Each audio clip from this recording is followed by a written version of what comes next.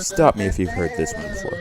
Link and Zelda go down beneath Hyrule Castle to figure out what this weird misty stuff is, when a mummy man wakes up and Link literally dies.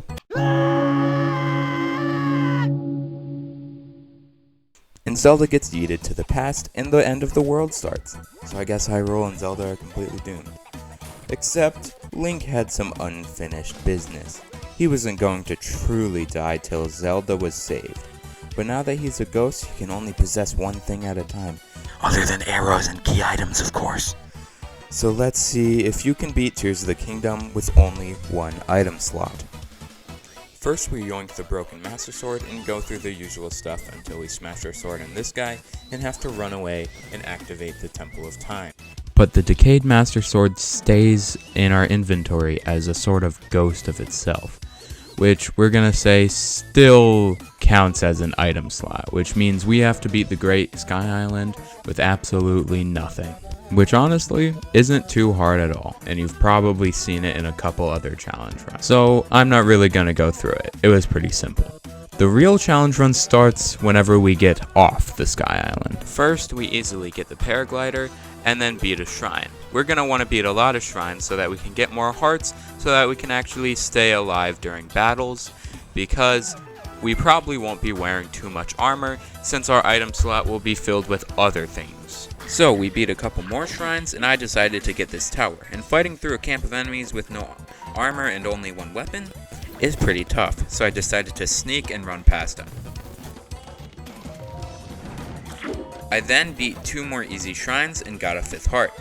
And now the first real challenge of this run so far, I'm going to beat this Hinox with only one item slot. The reason this is tough is because after every weapon breaks, we need to go and get something to deal more damage. My first attempt was just grabbing his neck weapons every time mine broke, and The other reasons this is tough is since we haven't been killing enemies because of limited weapons, we don't have any good fusing, meaning we deal pathetic damage and we can only take 2 hits. So I came up with the idea to alter hand food from over here and out of this well, put it in the arena and yeet my sword so I can eat a piece of food mid-battle if I take too much damage. And after 2 more deaths, I beat him. I use his horn to make the ultimate weapon, and now we head to our first dungeon, the Wind Temple.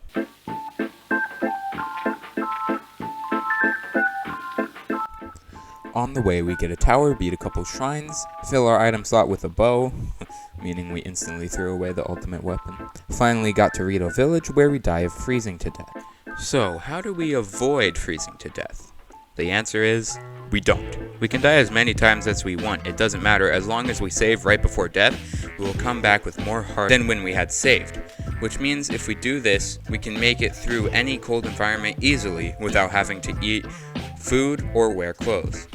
But now I have to find all the deaths and add them up. Roll the montage.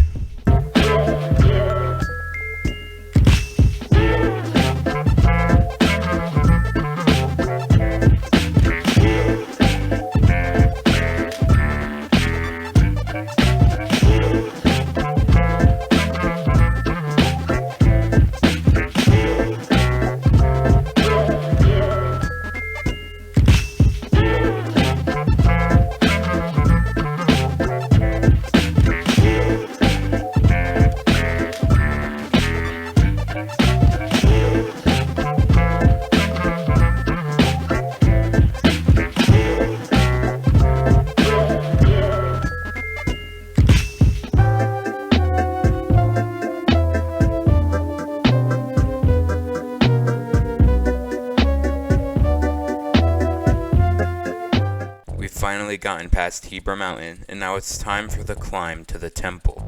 From here, I will count all the deaths, but I'll add them up after the dungeon. Things go normally until an easy shrine letting me get a 6th heart, and then I accidentally filled my item slot with portable pots, so now I had no weapons, so I just used them to quickly smash ice and hoped a weapon would show up soon. But I ended up finding chill shrimps instead, and used them to quickly get past the camp of enemies and steal one of their sticks to make an axe. Then I actually fell for the bridge falling apart. And immediately after that, There's another very challenging enemy camp. At first I just tried running past them, but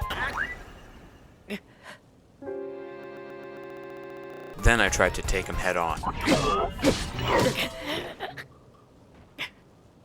Then I tried running past them again, but faster.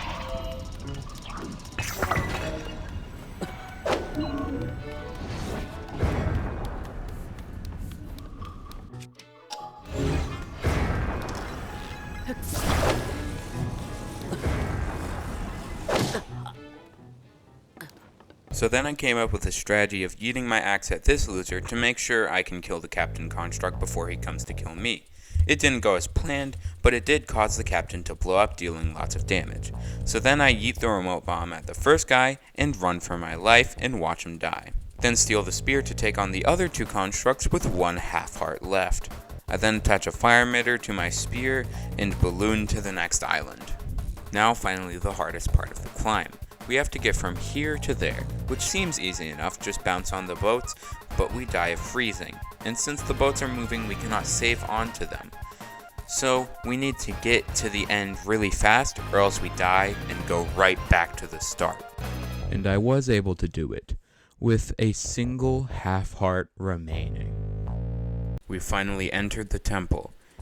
And it's actually warm inside the parts of the temple with roofs, so that's nice. The temple was very easy aside from a few slightly harder than normal combat encounters. But then we faced the real challenge of this temple, Colgera. You can see why this is a problem. We always die of freezing long before we can even get to phase 2. My first thought was to get cold resistant pants from the Great Sky Island, but Colgera's arena requires level 2 cold resistance, which requires 2 pieces of clothing, which we obviously can't do.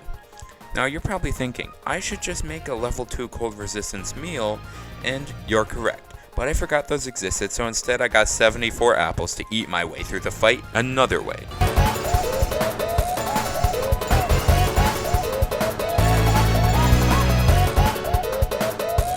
And when I beat him, I had 35 whole apples left over, so I may have gone a bit overkill. And at the end of it, I died 38 times, so add that to the counter. And now that we have Toolin anywhere we want, we don't have to have a weapon to deal damage, we just have to rely on Toolin if they decide to actually shoot arrows or not. And our next goal is the Fire Temple.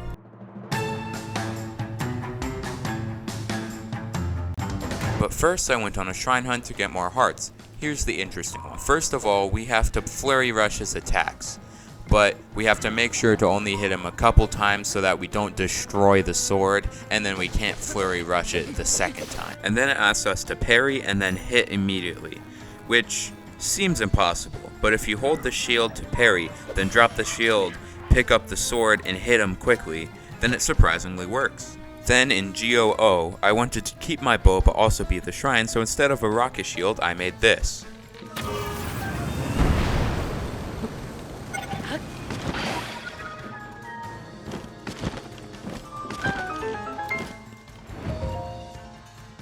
Then I yoinked a map and died 2 more times. And then I had to get the Elden Skyview Tower, which was kinda tough because you have to climb it, and I haven't been focusing on stamina at all, and I died my first time beating it.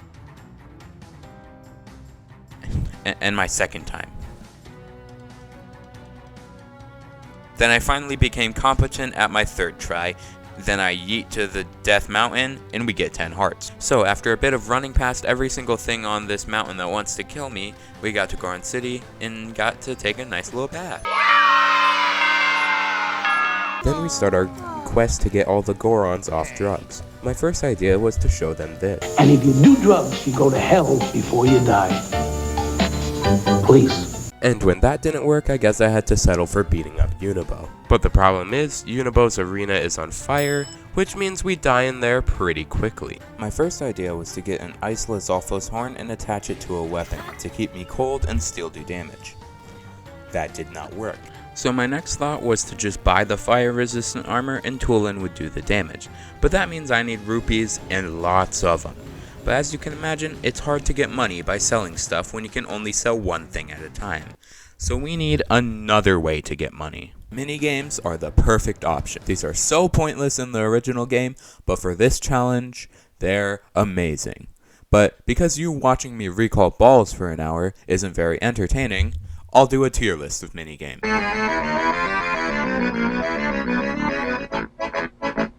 So first we've got the one where you have to get this ball as far as possible, which is pretty good idea. It's fun to experiment with, but it feels weird. The ball never acts how I want it to. And it pays terribly unless you send this ball several miles. So I'ma say B tier. Now the random chest one is great, okay? You always need a gambling minigame. But I wish it had some better rewards and some actively damaging rewards, like stealing extra money or something. So I think it goes in A tier. The desert race is really fun. It's way better than the other races, because you can use vehicles or just run on foot, and it goes across a big race. It's an absolute blast. A tier. The skydive challenges are fun, but way too easy for how good the rewards are. So I'm gonna say B tier. The flight range is fun. It's a blast to go through and try and get the best time. And there's multiple routes you can take, and on top of it, it all pays super well. So this is actually the one I used for rupees mostly in this challenge. In our first S tier. The boat race and the land race are basically the same, and they're pretty fun, but a bit too slow and kind of restrictive for how you beat them. So I'm gonna put them both in B tier.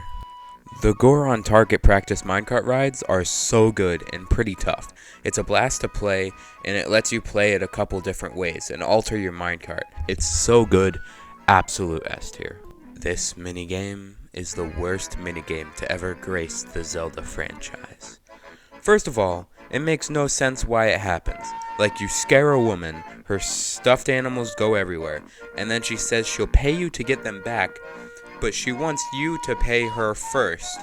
But you don't have to pay if you don't help her get them back at all. Like, sure, yeah, that makes sense. Rubies, rubies, rubies. You want it? It's yours, my friend, as long as you have enough rubies. Second of all, it's super slow and boring. You just walk around and stick plushies together and slap them in a trailer. It's extremely obnoxious yet easy. And third, it's so repetitive because every time you play it, it's identical. So it's no fun playing over and over, and it's also no fun trying to do it as good as possible because of how slow it is.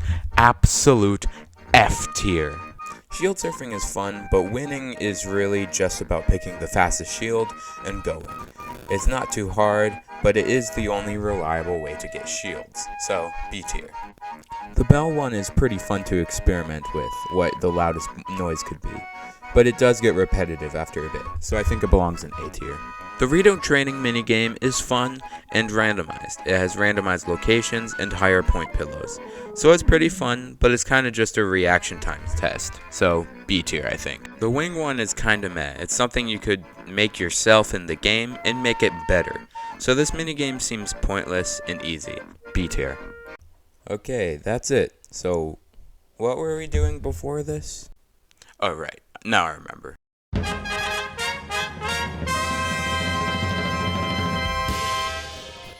So, we finally get enough rupees from those minigames and finally bought the armor. And guess what? Tolan decided not to attack Unibo at all, ever. I tried a couple other methods of doing damage with the armor on, but nothing worked. So it's time to go back to Apple Strats.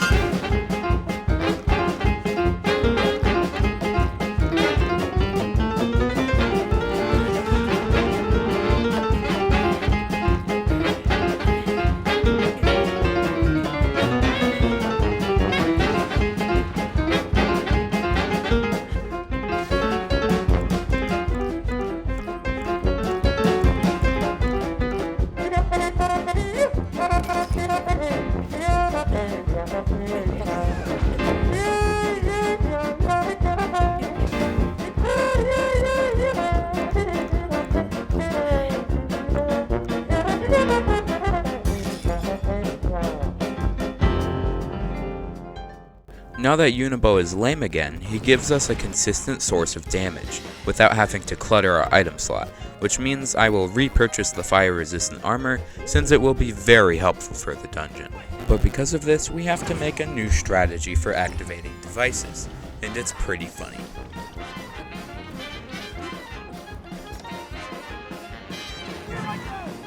And now it's time to climb the mountain and get to the bottom of this meaty mesmerization mystery. Most of the ride is pretty easy up until this enemy ambush, where we have to do a lot of stalling to let Unibo reload so I can murder this loser and get out of here. But immediately after that, there are some keys that jump in front of our cart, and for some reason, forcing items into our inventory. So it's time to ditch the track and climb the mountain with our own two hands.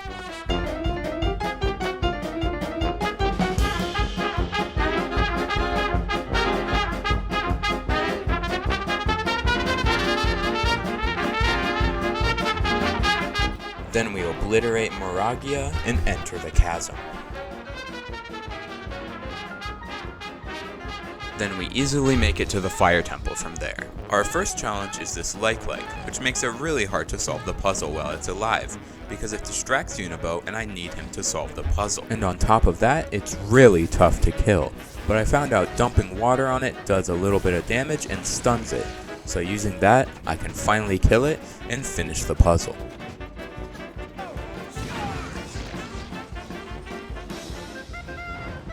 Then we perish once again, and the rest of the temple is a breeze. Right up until the boss.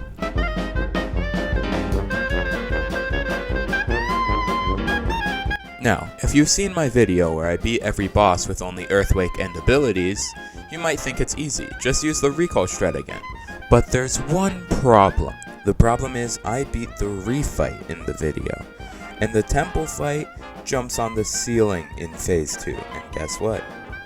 Yup, you can't deal damage with that strategy while he's on the roof, making this a bit harder. Now you might think maybe going back to apple strats is the good strategy, but I'd need thousands of apples to be able to beat this boss by throwing apples at him, so that's definitely not happening. So, I think it's about time we took a break from the fire temple, and maybe focused on something else.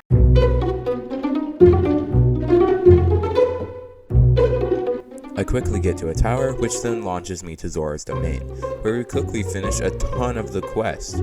This is all so easy. I sure hope nothing bad happens.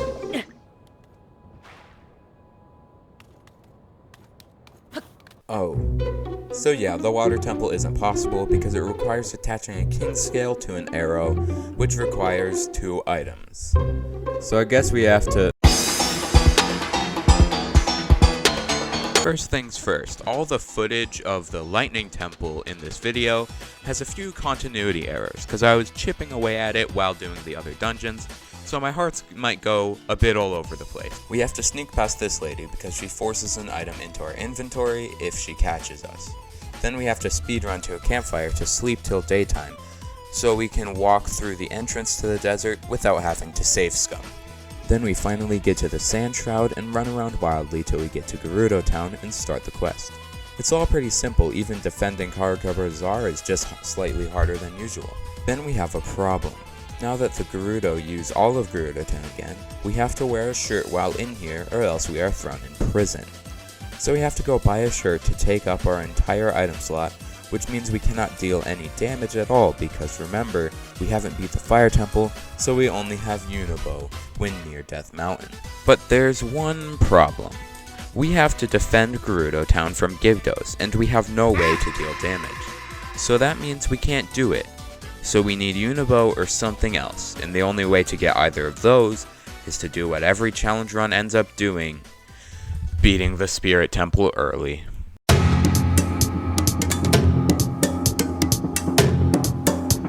We quickly get a tower and launch over to the cloud, and we need a way to get through this without seeing, and markers are the perfect way. If a marker is able to be placed, we know there's a platform there.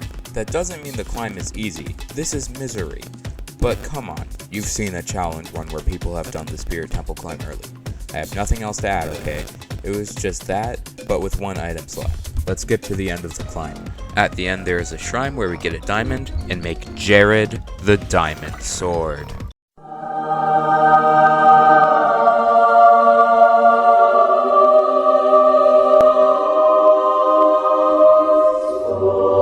And then we get 2 more hearts to open the door to Miniru's face and mute ourselves to the depths. And I'm sorry to say, but this entire dungeon is easy. We just use Jared to activate all the vehicles we make, and it's easy. Jared is just too powerful. So, we finally get Miniru, and in this challenge, that is awesome. We get to have 2 weapons and a shield without filling a single item slot. That's overpowered. But it doesn't mean this path is easy, because we have no health or armor, and Miniru is still garbage as always. So we have to play a lot more careful, and play a lot more skilled.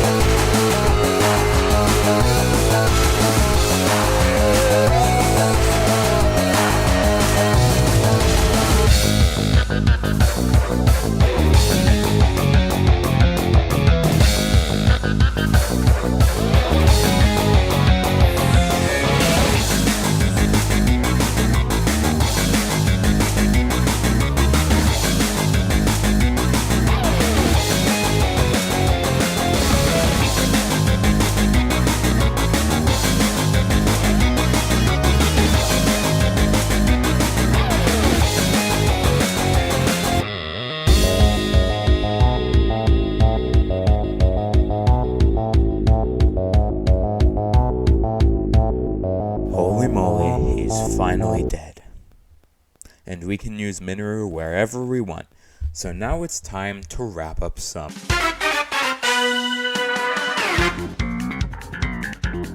If we're hoping to do anything important, we must get rid of Jared the Diamond Sword, but he needs a worthy send-off.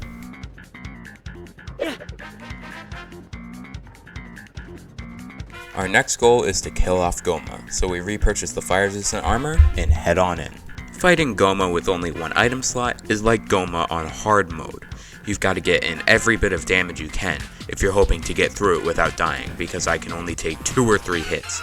So not only are we doing recall strats, but also knocking out the legs to use Miniru to do damage. But don't use Miniru too much in phase 1, because once the fan and cannons are gone, you can't deal damage quick enough in phase 2 when he's knocked down, unless you time it perfectly to have Miniru really close to Goma when he falls. And when Miniru runs out of battery, you've just got to run around till she's charged again, because there's no point in knocking down Goma if Miniru can't deal damage.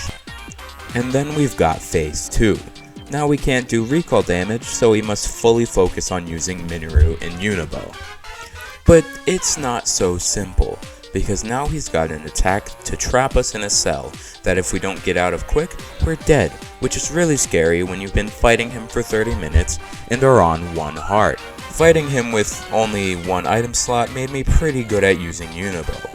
Add that to the list of sages I got really good at because of a stupid challenge. And after enough misery, he finally perishes. And we now have 2 ways of dealing consistent damage without items, which is perfect for defending Gerudo Town. Until you find out that sages don't appear in this minigame. I don't know why I can't use sages to defend Gerudo Town, but I can't. So that means we can't use cannons attached to Miniru to blow up these towers like I was planning. So how else do you blow up a Gibdo hive? Let's find out.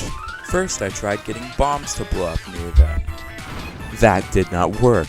Then I tried using a cannonball from these cannons to blow them up. That did not work. I tried everything I could do with the resources in Gerudo Town, but nothing worked. So we're gonna have to get some resources from outside of Gerudo Town. So, what are our options? I talked to a data miner by the name Lord Robert, and we figured out that drowning, burning in lava, explosions, something called impulse, and lightning strikes can kill the hives. We have no way of getting lightning, lava, or water to kill the hives, and I don't quite know what impulse is, but explosions also didn't work. But maybe if I bring a Zonai cannon here, it might work. It's a bit of a stretch, but it's all I got. First things first, we need a way to get a cannon to Gerudo Town, and the only ones I remember are from the depths. So I sold the fire-resistant armor to attach a cannon to a weapon so I can detach it at Terry Town. So now we have to carry this all the way to Gerudo Town and buy a shirt along the way. So let's plan out our route. The walk to Gerudo Town is fairly simple. We just avoid danger until we buy a cold-resistant shirt at Lookout Landing, so we can walk freely in the night of the Gerudo Desert without freezing, since dying would make us lose our cannon. It all sounds simple, but trust me, it was not easy. But I'm also not gonna spend much time talking about it because of a reason you'll find out later.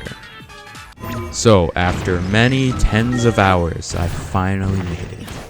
And Flying enemies from the hive at the east.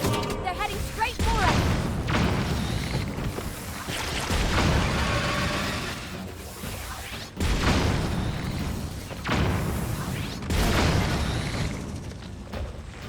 Enemies have been spotted inside town. Did they break through the gate? Flying enemies. it doesn't work. But you're probably asking the question everyone is. Why? Explosions work on every single other hive. Why are the ones in this specific defense minigame any different? And that'll take a little bit of explaining. First, I'ma say I'm an idiot and I don't actually know how coding works.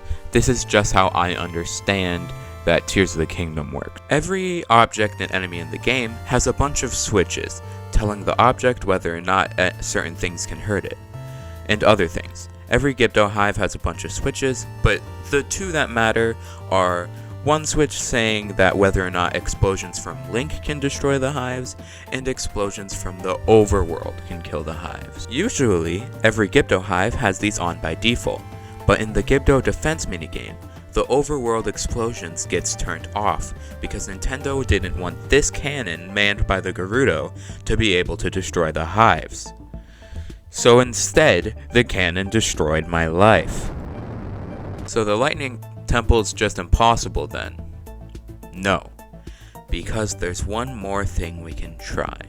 You remember Impulse, the thing we found in the code that we weren't sure what it was? It might be time bombs. So if we bring 3 time bombs to these Gibdo hives, we can blow them all up and get into the lightning temple.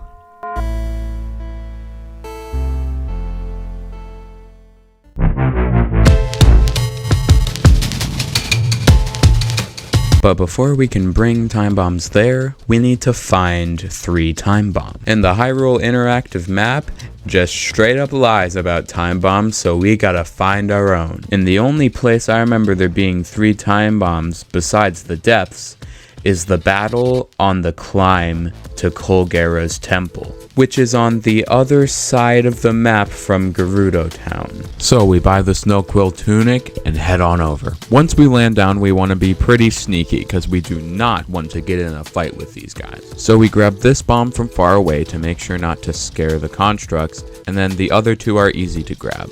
but then we attach all 3 of these hot air balloons to our structure and throw it off the edge. After a lot of attempts, I found out that this was the best and most safest structure to keep the bombs safe that you can make. Okay, so then you dive off and follow the bombs to where they go. They should end up on this ridge right past the mountains most of the time.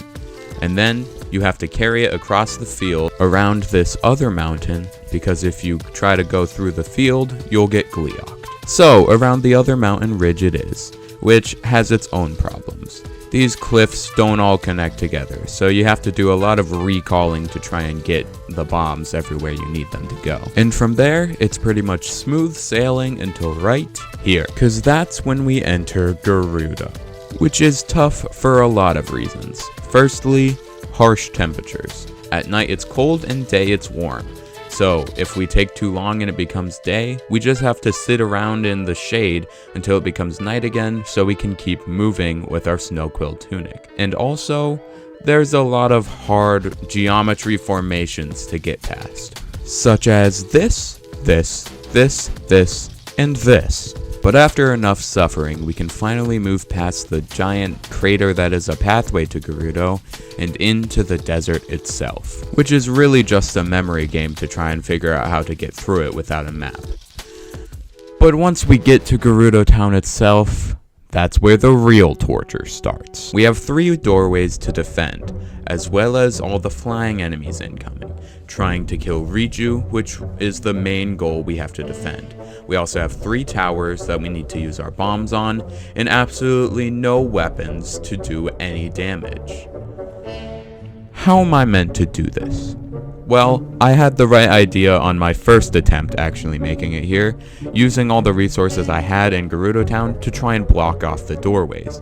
But there just wasn't enough, so I failed miserably. So in later attempts, I would pick up as many boards and, more importantly, stone blocks I could to make sure to defend Gerudo Town better, by blocking off all the doorways as well as sealing Riju in a cage. And then there's the actual fight itself. This is how the fight is set up, and we need to blow up all 3 hives as well as kill all the Gibdos without wasting any of our bombs. But we do have infinite time because we locked Riju away. So we just have to not get stressed and we should be able to blow them all up.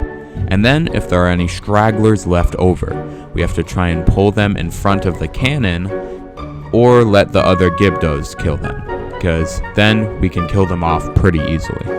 Sounds pretty easy, doesn't it? So, how many hours did this take me? It was over 100. It was over 100. This is the hardest thing I've ever had to do for this channel. This was torture.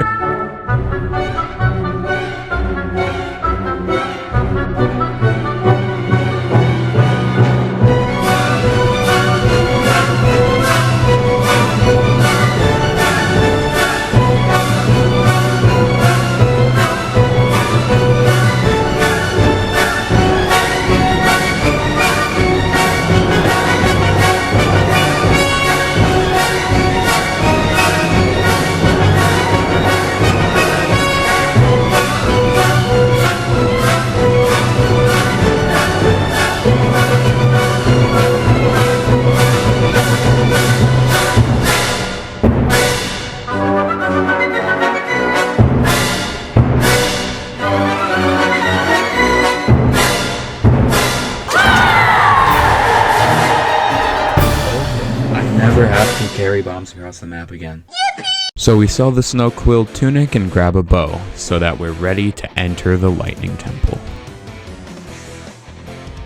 The entrance Queen Gibdo fight is extremely easy, especially with Unibo. Same goes for the rest of the temple.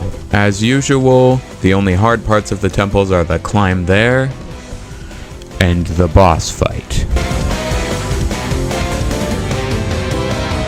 Phase 1 is just as easy as the before the temple fight.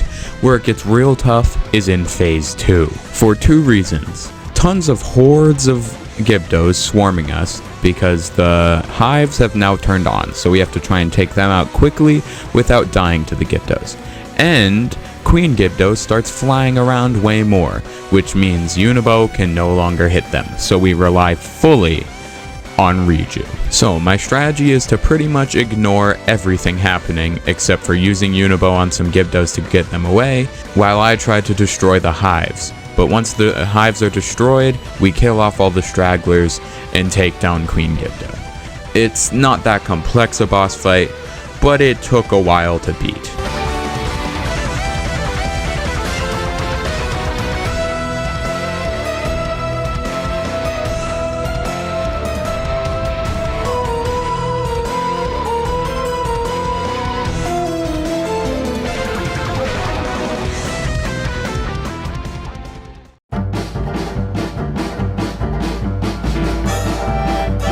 Now that we've beaten every dungeon, it's just time to prepare for Ganon. There's a couple things we need. I want the travel medallions so that we can set one down right before Ganon's fight, so that we can teleport away to heal up at a stable and then teleport back with full health for the boss rush. And I want the Master Sword because it has infinite durability in Ganon's fight, so that's going to be pretty much the only way we're going to be able to beat him. There's actually a pretty long quest related to getting the travel medallion. First, we have to jump down into the depths and go find the Koga thing so that we can get auto build. So we grab auto build and then ignore the Koga fight and go back up to the surface. Now we need the travel medallion base, which means we have to fight a couple of Yiga. And this was kinda harder than you'd expect, especially since I accidentally gave Minoru the most worthless weapons of all time. So the way I figured out beating them was that it was storming and I grabbed a metal weapon as my one item and dropped it near them so that it would get struck by lightning to kill them.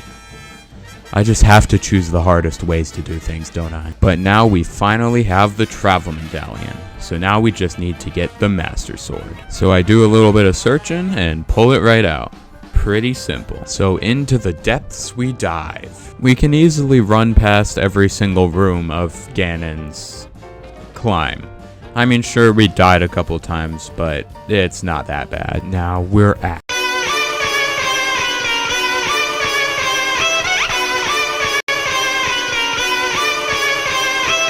I could go over the about 100 attempts at this boss rush, or I could just go over the winning one. So here's what the setup looks like. We've got the Master Sword with a sapphire on it. Minoru has a fan on her back, a ruby on one hand and an opal on the other. The other three sages just kinda hang around. Let's get into it. Once we land, immediately run to the left.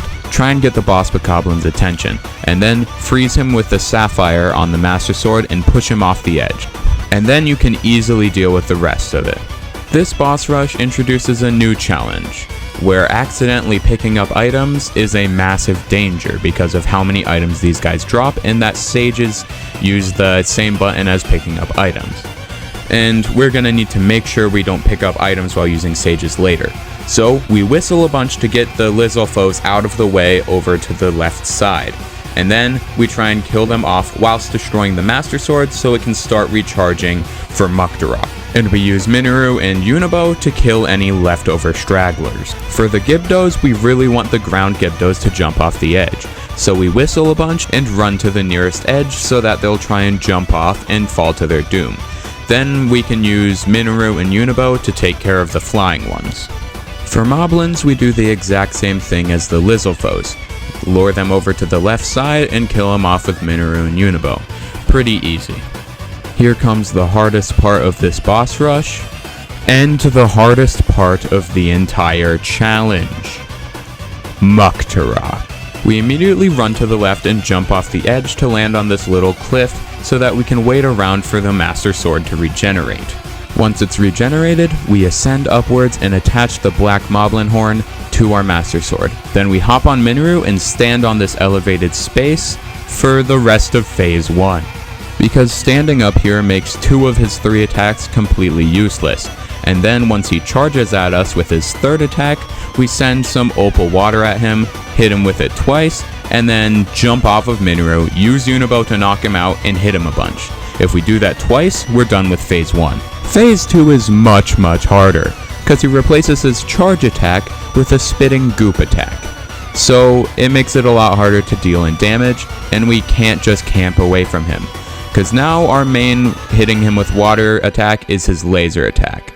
If we can just get in some water then, and then deal some damage, we're fine. But also, now that he has all this muck to jump in, he can hop around really quick, making hitting him with Unibow much, much harder. And even if we do hit him with Unibow, he's stuck in goop, which makes it a lot harder to get to him to deal the damage.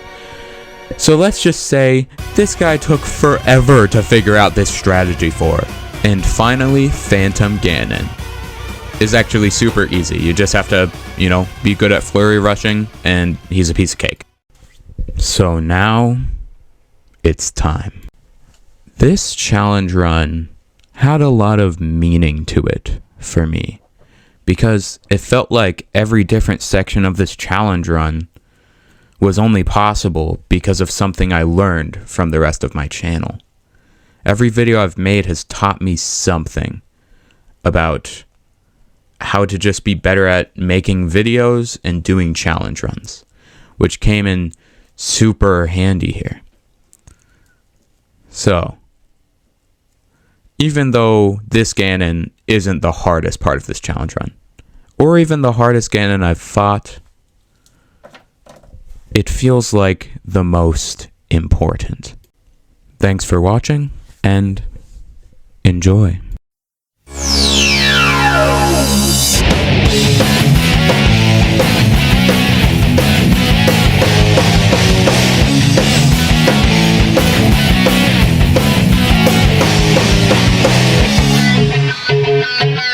Can you feel life moving through your mind?